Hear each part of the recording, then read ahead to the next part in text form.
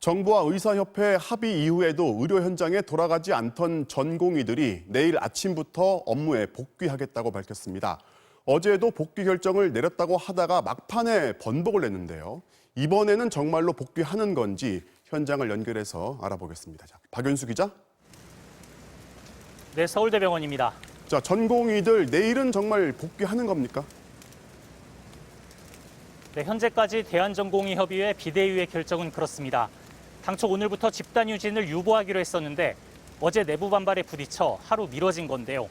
오늘 전체 전공의들이 온라인 간담회를 열고 내일 오전 7시에 복귀하는 것으로 일단 결론 내렸습니다. 전공의협의회는 업무 복귀를 포함해 단체 행동 수위를 1단계로 유지하겠다고 밝혔는데요. 여기서 1단계란 전공의 전원이 업무에 복귀하고 병원별 비대위 체제를 유지한다는 내용입니다. 이로써 내일부터 상당수 전공의들이 의료 현장에 복귀할 것으로 보입니다. 다만 파업 철회에 반대하는 전공의들도 여전히 많고 전공의협의회 집행부가 총사퇴하는 등 혼란스러운 상황이어서 구체적인 복귀 여부는 내일 상황을 좀 더 지켜봐야 할 것 같습니다.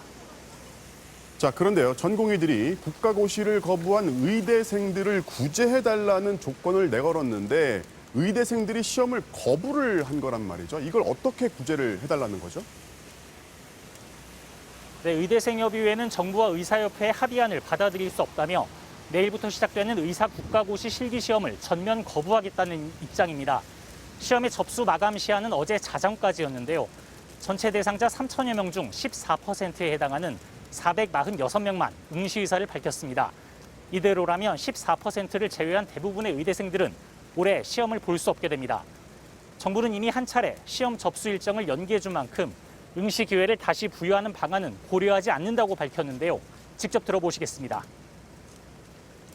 법과 원칙에 대한 문제이며 국가시험은 의사 국가시험뿐만 아니라 수많은 직종과 자격에도 공통적으로 적용되고 있다는 점을 감안할 필요가 있습니다. 의사협회는 반발했는데요. 시험을 거부한 의대생에 대한 구제책이 없다면 정부와의 합의도 더는 의미를 갖지 못할 것이라며 합의 파기 가능성을 내비쳤습니다.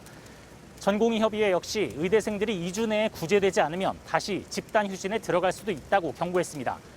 겨우 봉합되는 것 같았던 정부와 의료계의 갈등이 다시 재현되는 모습입니다. 지금까지 서울대병원에서 MBC 뉴스 박윤수입니다.